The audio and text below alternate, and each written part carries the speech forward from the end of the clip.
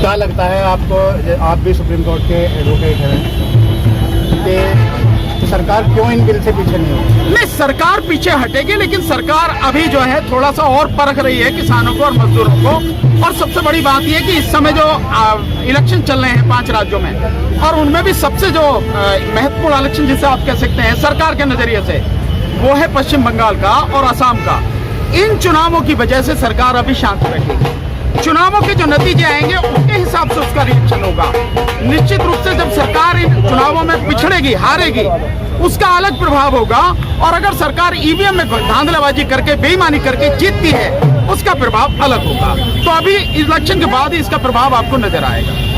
बार बार EVM की बात आती है, जनता भी ईवीएम की बात करते हैं, लेकिन ईवीएम बंद क्यों नहीं हो पाती? नहीं, ईवीएम बंद करेगी भारत सरकार, बल्कि संसद में जो संविधान, इसमें संशोधन होगा कानून में, जन प्रतिनिधित्व अधिनियम 1961 जो है, इसमें संशोधन होगा, तब ईवीएम हटा के और बैलेट पेपर को लाया जाएगा। और ये तब तक संभव नहीं है जब तक पूरे देश में ईवीएम के लिए जन आंदोलन न बने और जन आंदोलन बनकर सरकार पर जबरदस्त तरीके से दबाव न डाला जाए। जैसे कि इस समय किसान आंदोलन है, ये जो किसान आंदोलन है, इस किसान आंदोलन ने अब धीरे धीरे जन आंदोलन का रूप लेना शुरू हो गया है, रूप कर लिया इसने। इसी में अगर ईवीएम का भी ये मुद्दा जुड़ जाता है, जिसकी हम पूरी कोशिश कर रहे हैं, और बहुत जल्दी हो सका इसी महीने, और संभव हुआ तो 23 तारीख को जब शहीद आजम भगत सिंह जी, सुखदेव और राजगुरु जी का शहीदी दिवस है, उस दिन से हम ईवीएम की लड़ाई पूरे जोर शोर के साथ में पूरे देश में हम शुरू करने जा रहे हैं। हो सकता है उसके बाद जब सारी स्थिति बने तो जन आंदोलन बनेगा, तभी सरकार पर दबाव पड़ेगा। नहीं तो अगर नहीं बनता है तो निश्चित रूप से सरकार तब तक ढिलाई बरतती रहेगी। देखेंगे आगे क्या होता है, क्या स्थिति है। हमारी कोशिश ये रहेगी कि ईवीएम का आंदोलन किसानों के आंदोलन की तरह जन आंदोलन बन जाए, इसमें जुड़ के ये ताकतवर बन जाए दोनों आंदोलन। जो जनता है, देश की जनता है, या किसान है, मजदूर है, उनको क्या संदेश देना चाहते हैं? नहीं, उनके लिए मेरा बहुत सीधा संदेश है, मैंने अभी कहा भी है, सब लोग इस बात को समझें कि ये जो कानून है, ये पूरे देश को तबाह करने वाले कानून हैं। अगर इन कानूनों की वापसी नहीं हुई तो निश्चित रूप से आने वाले ज्यादा से ज्यादा 4 या 5 साल में देश का किसान, देश का मजदूर, आम आदमी, बेरोजगार युवा सब पूरी तरह से तबाह हो जाएंगे। और केवल यही नहीं, ये जो व्यापारी जो हैं, जो दुकानें हैं, ये भी तबाह हो जाएंगी। आप समझिए कि इस कानून से तकरीबन 120 करोड़ लोगों पर, यानी 120 करोड़ से ज्यादा लोगों पर जो प्रभाव पड़ेगा, उसका नतीजा ये होगा कि जब लोगों के पास खाने के लिए रोटी नहीं होगी, लोगों के पास पैसा ही नहीं होगा, इन दुकानों से खरीदने कौन जाएगा? तो क्या ये दुकानें बंद नहीं होंगी? निश्चित रूप से बंद होंगी। और दुकानें बंद होने का मतलब ये है कि देश पूरी तरह तबाह हो जाएगा, चंद लोगों के हाथ में केवल संपत्ति रह जाएगी। इसलिए हर किसी को समझना चाहिए कि इस आंदोलन में किसानों के साथ हर किसी को साथ में आना चाहिए, चाहे वो किसी भी जाति का हो, चाहे वो किसी भी धर्म का हो, चाहे वो व्यापारी हो, किसान तो है ही, मजदूर हो, बेरोजगार हो, गरीब हो, कोई भी हो, सबको इस आंदोलन में साथ देना चाहिए। और साथ भी इस तरह से देना चाहिए कि हफ्ते में एक दिन इस किसान आंदोलन के लिए निकालें।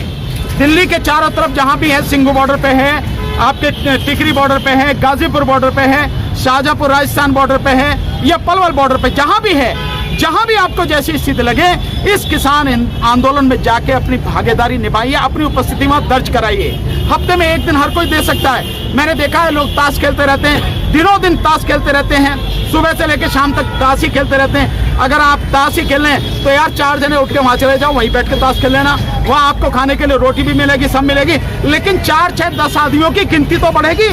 कम से कम इस तरह से सोचने की जरूरत है। इसलिए आंदोलन जो चल रहा है उसका साथ देना है और सरकार के इन कानूनों का विरोध करना। एक और मुझे लोगों से बात करनी है कि अगर कोई नहीं जा सकता, उसे लगता है कि मैं जा नहीं सकता, तो भाई जो किसान आंदोलन ने नारा दिया है बहिष्कार का, किसका बहिष्कार? अंबानी यानी रिलायंस के जितने भी उत्पादन हैं, रिलायंस के जो पेट्रोल पंप हैं, रिलायंस का जो जियो मोबाइल फोन है, इन सबको छोड़ो। इन जितने भी पूरे देश में 8,783 के लगभग जो इसके रिलायंस के स्टोर हैं, जो रिलायंस डिजिटल है, रिलायंस स्मार्ट है, रिलायंस फ्रेश है, बिग बाजार है, इन सब में जाना बंद करो। अगर आपका सामान खरीदना कहीं और से खरीद लो, इनसे मत खरीदो। साथ में अडानी का जो फॉर्च्यून आटा है, फॉर्च्यून तेल है, फॉर्च्यून उसका साबुन है, या फॉर्च्यून उसका बेसन है, चावल है, जो भी है अडानी का जो फॉर्च्यून है उससे बिल्कुल सामान मत खरीदिए, फॉर्च्यून का कोई सामान मत खरीदिए। और साथ में लाला रामदेव पतंजलि के जो उत्पादन है उनको खरीदना बंद कीजिए। और लाला रामदेव का एक और उत्पादन है वो है रुचि सोया तेल, इनको खरीदना बंद कीजिए। और अगर सबसे बढ़िया आप काम कर सकते हो तो ये कि 1 साल के लिए अपने घर के टेलीविजन में ताला लगा दो। साथियों, अगर आपने ये काम कर दिया निश्चित रूप से सरकार झुकेगी और बहुत जल्दी झुकेगी और शायद इस देश की दिक्कतें खत्म होनी शुरू हो जाए। अगर आप ये नहीं करेंगे फिर आपको बचाने वाला कोई नहीं। अच्छा, किसानों की तरफ से एक सवाल और आ रहा है कि गन्ने का जो भुगतान है, इतना प्रदर्शन होने के बावजूद भी उस भुगतान को भी नहीं करते। नहीं, मैं समझता हूँ गन्ना किसानों को समझना चाहिए और ये पश्चिमी उत्तर प्रदेश की बेल्ट तो गन्ना किसानों की बेल्ट है और इन हर किसान को समझना चाहिए कि मोदी जी अपने मजे के लिए 20,000 करोड़ के 2 जहाज खरीद के लिए आए और किसानों का जो बकाया है 2 साल का वो कितना है 15,683 करोड़। अगर किसानों का दर्द होता मोदी जी के दिल में जैसा वो कहते हैं, मजदूरों का दर्द होता तो कम से कम 20,000 करोड़ के जहाज न लाके अपने लिए अपनी मौज मस्ती के लिए वो पहले किसानों का पैसा देते। 15,683 करोड़ ही तो है, उसे देते। 5,000 बच गया, उसमें ले आते जहाज। पहले भी तो वो घूमते रहे जहाज में। इस देश के पहले प्रधानमंत्री भी तो घूमे हैं जहाजों में, क्या उनमें कमी थी? पूरी दुनिया में वो घूमे। अभी तुम्हें एक जहाज 10,000 करोड़ का लेके आए हो, 2 जहाज 20,000 करोड़ के लेके आए हो, काहे के लिए? इसका मतलब साफ है कि मोदी जी को अपनी मस्ती से मतलब है, मोदी जी को अपने मजे से मतलब है, किसान और मजदूर से कोई लेना देना नहीं है। 4 साल में इस योगी सरकार ने 1 पैसा भी किसानों का बढ़ाया नहीं है। गन्ने का 1 पैसा भी नहीं बढ़ाया। और इसको आप ऐसे और समझें कि जो पैसा 2 साल से पड़ा है, 2 साल से किसानों के पैसे पर जो ब्याज बैठता है वो ब्याज बैठता है 1,500 करोड़, यानी 1,500 करोड़।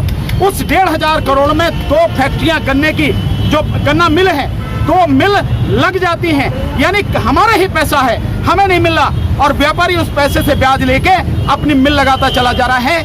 या सरकार को रिश्वत दे रहा है, सरकार को चंदा दे रहा है इलेक्शन के लिए। तो क्या है, ऐसी सरकार चाहिए हमें? इसलिए गन्ना किसान जितने भी हैं उनको तो पूरी ताकत से इस आंदोलन में भाग लेना चाहिए और ये करना चाहिए, किसान का जो गन्ना है जैसे ही गन्ना जाए तुरंत उसे पेमेंट मिलना चाहिए।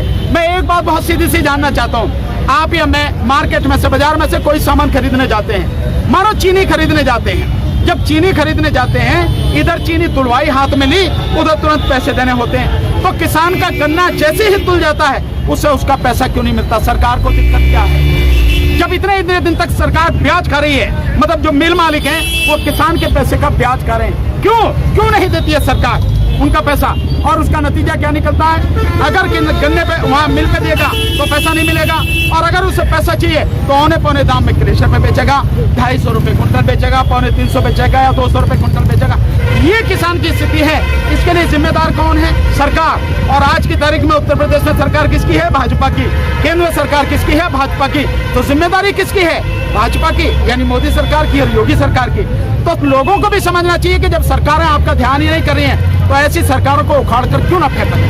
तो 2022 में क्या लगता है आपको उखाड़ कर? नहीं, मेरा तो बहुत सीधा है, हम पूरी ताकत लगा रहे हैं 2022 में, न केवल उत्तर प्रदेश में बल्कि 2022 में देश से भी भारतीय जनता पार्टी की सरकार को, मोदी की सरकार को उखाड़ कर फेंकेंगे। हमारा तो यही है सीधा। Press the bell icon on the YouTube app and never miss another update.